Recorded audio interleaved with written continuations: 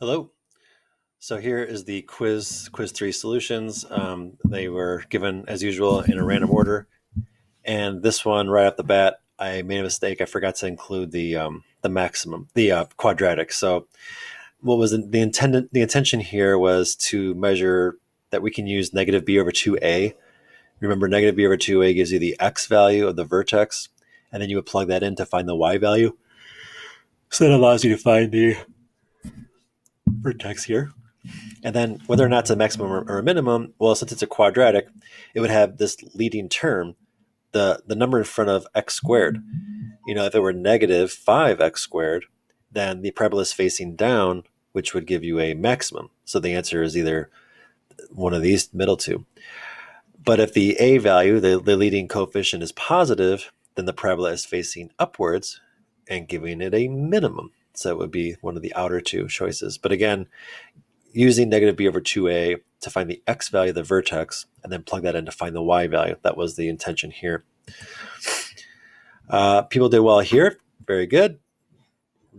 Remembering transformations. So this parabola is shifted to the right one and down one. Well, to the right one would be x minus 1 squared, and then downward would be this minus 1. So it is this one right here. Find the two things. Find the x-intercepts and tell me what happens at that spot. Okay, so here we have to do some work. F of x, that factors, there's a common factor of x squared. So I take out x squared, and I'm left with 3 minus x. So x is a 0. I'm sorry, 0. Yeah, 0 is a 0. So x equals 0 and x equals 3 are roots or zeros, and since they're real, they are x-intercepts. So this function, if I were to graph f, it would only hit the x-axis 2 times, even though it's a degree 3. It would hit it 2 times, once at 0 and once at 3. Now, what's happening at those 2 points? Well, since 0 occurs twice, it has a multiplicity of 2 because of the x squared. At x equals 0, the graph would be tangent. The book and the homework described it as turning away or something like that. But it would not pass through the x-axis. It would just rise up. It would approach the x-axis, touch it once when x equals 0, and then turn around and go back from where it came from. That doesn't occur at x equals 3 because the multiplicity of x equals 3 is 1. Because 3 minus x is just raised to the first power. So there's only 1 0 of 3. And since that occurs an odd amount of times, it passes through. At x equals 3, the graph passes through the x-axis. That's full credit right there. As a bonus, it would be like a line. Since the multiplicity is 1, that's a first degree polynomial, which is a line.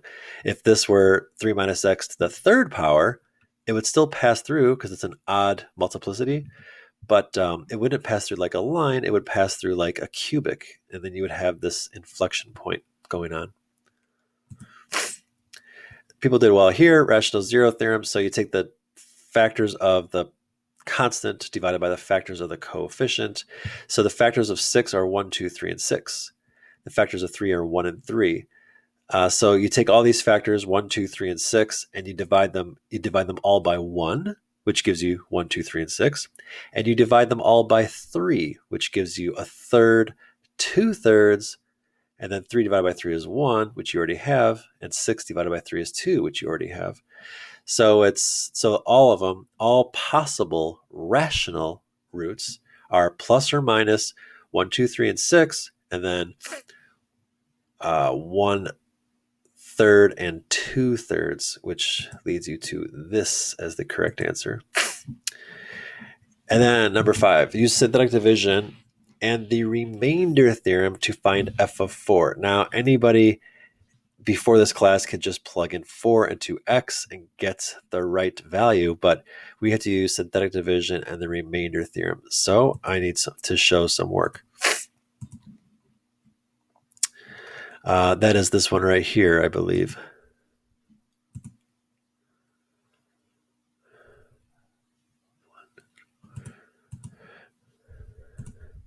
Okay, so I have 1x to the fifth minus 4x to the fourth minus 6x to the third, 0x squareds, 0x's, and then plus 3. And I'm plugging in 4 to my window here, and I just execute synthetic division. So 4 times 1 is 4. I add, I get 0. 4 times 0 is 0. I add, I get negative 6. I multiply, I get negative 24. I add, I get negative 24. I multiply, I get negative 96. I add, I get negative 96. I multiply, I get negative 384. I add, I get negative 381. Negative 381 is the remainder. So I did synthetic division. Negative 381 is the remainder. So the remainder theorem is going to, it says that f of 4 is the remainder. So simply f of 4 equals negative 381 for full credit. And then on to the next problem. This one is time consuming for sure. So solve the, and it's 6 points. I think this was the heaviest problem. So solve this, find all 4 zeros, but do it by using synthetic division and either factoring or the quadratic formula. To get your first root, use synthetic division to test all the possible rational roots. So that previous problem where I had to find all the rational roots, I'm going to use that again here. Okay, so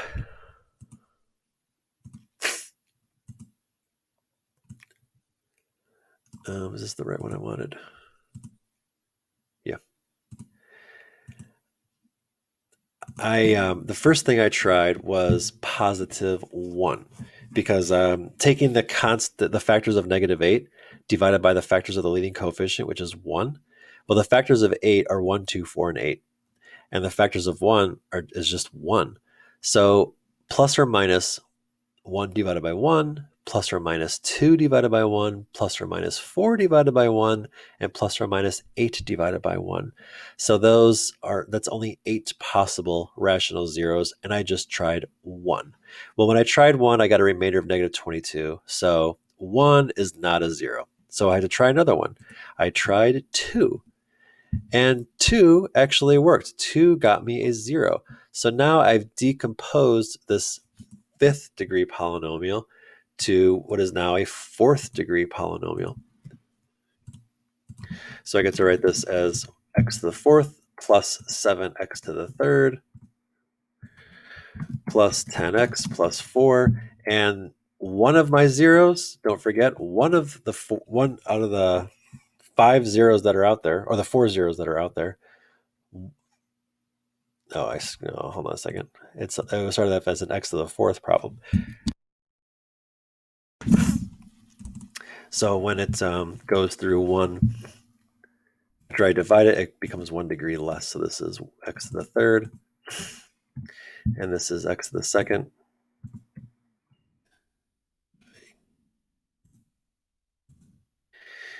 And that's x to the 1st, and then etc. So again, out of all 4 zeros in total, x to the 4th, 5x to the 3rd, x to the 2nd, x.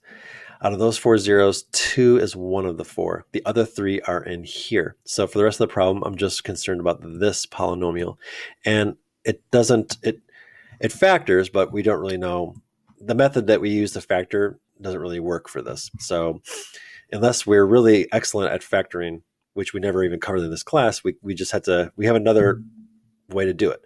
There are still possible rational zeros that I can test. I haven't tested 4, so how about I try 4 and see if that is a 0 of this. And when I test 4, it doesn't work. 4 got me 220. But notice you see my coefficients, 1, 7, 10, 4. That came from my new polynomial. I haven't tried a negative yet, so did I try negative 1? Negative 1. Negative 1 worked. And this cubic now has become a quadratic, and quadratic, I could try to factor this. It doesn't factor. So I can always do quadratic formula. And that's what I do, quadratic formula. And I get negative 3 plus or minus rad 5 for my last 2 answers. So the final answer, I had to find all the zeros, and here they are. Negative 1 is a 0, 2 is a 0, and negative 3 plus or minus rad 5 are the last 2 zeros. Now, this number right here is irrational, so that's why it wasn't part of the rational zero theorem. Negative 1 and 2 are rational, and they came from dividing the factors of 8 by the factors of 1.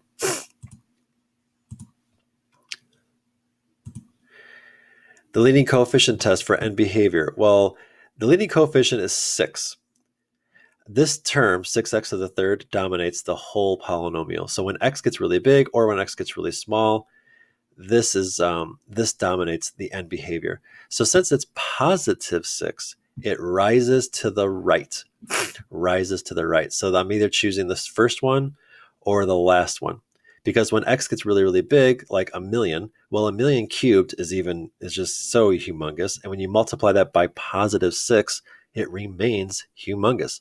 So when x gets big, that means when we go to the right, the y values also gets big, which means it rises. So it rises to the right. What about when x gets small? Well, when x is negative, then cubing a negative, the negative does not cancel out, it sticks around. And so this becomes a negative number times 6, which is another negative number. So that means it falls to the left. Or even more simply, knowing that the degree, since the degree is odd, the end behavior changes. So if I already know that it rises to the right, it must fall to the left. So it's this option, falls to the left and rises to the right. Descartes' rule of signs to determine the possible amount of positive and negative zeros of this.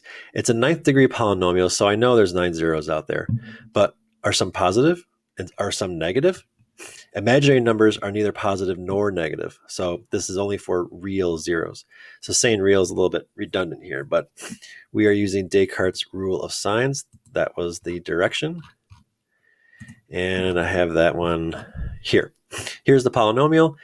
Well, from the first term to the second term, that's a sign change. It went from -2 to +1.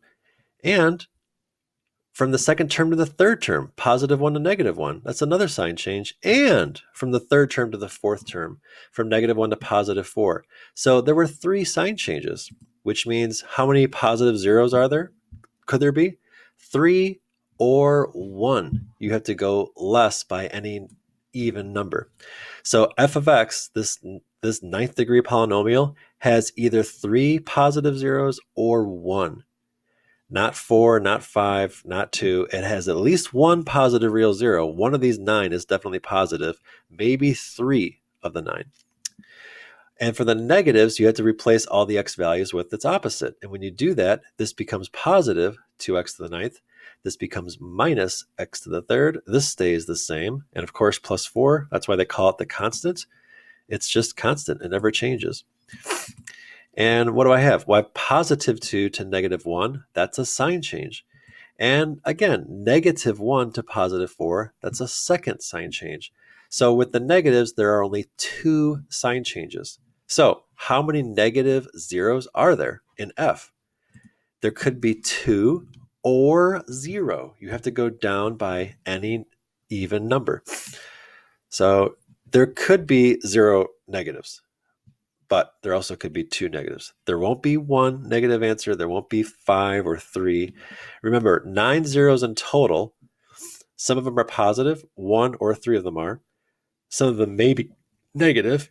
Maybe 2 of them are negative, but maybe none of them are negative. And the rest are either imaginary or maybe some of these. Oh, Rosie. Some of these got repeated. Rosie, quiet. Rosie hates Descartes. All French philosophers she has something against. Okay, number 9. Use synthetic division. Okay, this one, some people really made a mistake here. We're dividing by x plus 5. And where did the mistake happen? The mistake occurred when you put the number in here. What number goes in here? If you're dividing by x plus 5, the 0 of the divisor goes in there. The 0 of the divisor. So what number makes the divisor 0? -5 does. Drop down the 1, multiply, add, multiply, add, multiply, add. Lucky us, we get a remainder of 0. So by dividing by x plus 5, I just have this polynomial left over. Was I supposed to find the zeros? Oh yeah, use the result to find all the zeros of f. So I guess so that -5 is a 0. It has a remainder of 0, so it is a 0. And then when I did that, I got this quadratic, which happens to factor, and that told me the other two zeros, -6 and -1. So the three zeros are -5, -6, and -1.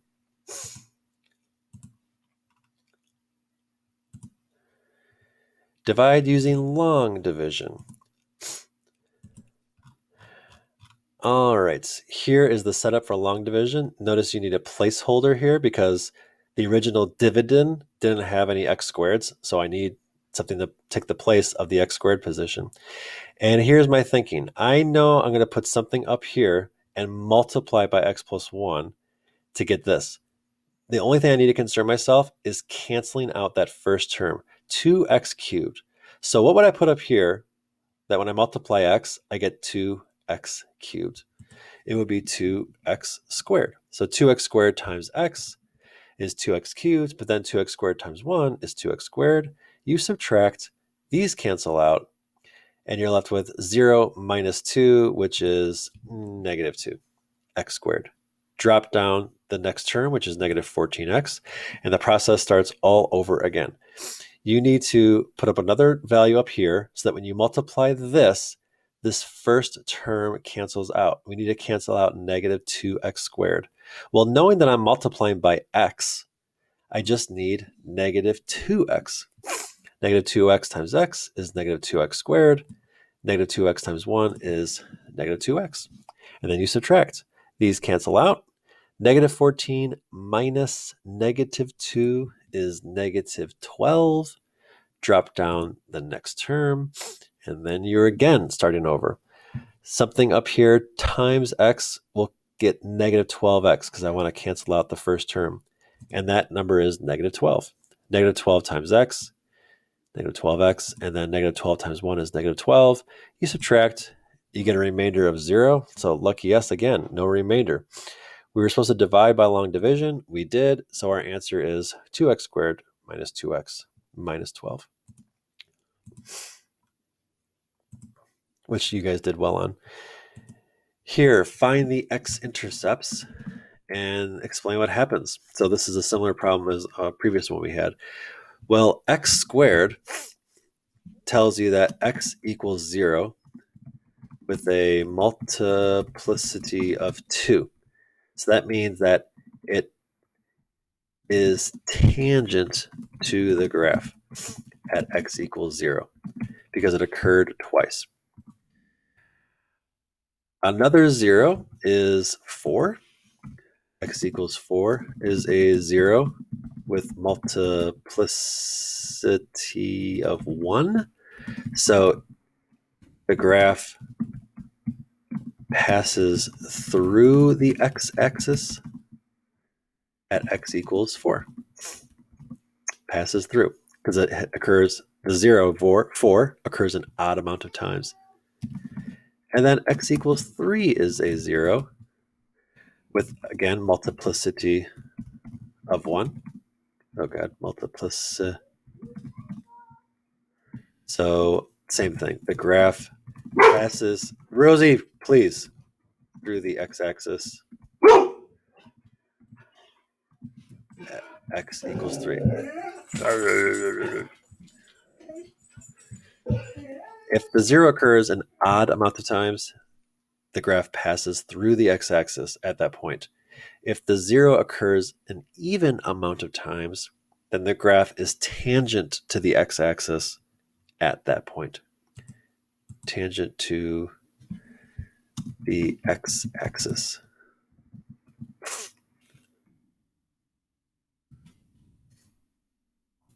Use the word it.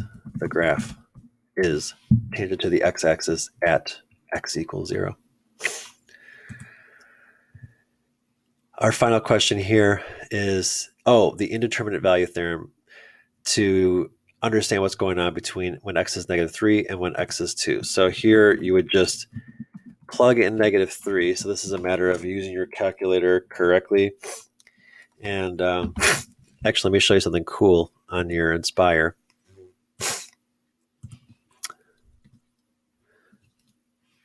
So we're going to let -3, we're going to store that into x.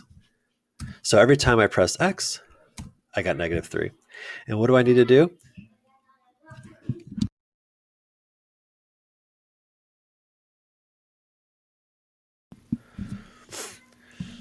So I got 4x to the fourth plus 10x to the third minus 6x plus 1. So I go here on my calculator and I press 4x to the fourth plus 10x to the third minus 6 times x plus 1. And so what the calculator would do is it knows that x equals negative 3, so it'll just evaluate for me. So this is really nice because I can just type it in exactly as it's seen. So f of negative 3 is 73. F of negative 3 is positive 73. But it gets a little bit better. Because once you've done that, f of negative 2, finding another one is very easy.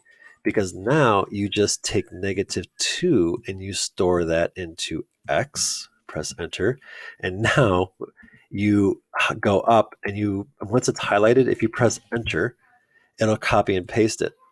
And then now your calculator will evaluate this when x is negative 2. So you press enter again and you get negative 3. So f of negative 2 is negative 3. So since between these two x values, one had a positive, one had a negative, at some point, somewhere between negative 2 and negative 3, there must be a 0. So there has to be a 0 between negative 2 and negative 3. Has to. Because of that intermediate value theorem, because polynomials are continuous and you can't make any jumps. If at one point it was 73 up in the air and at the next point it was negative 3, somewhere between there it was 0, somewhere. And that occurred between these two x values.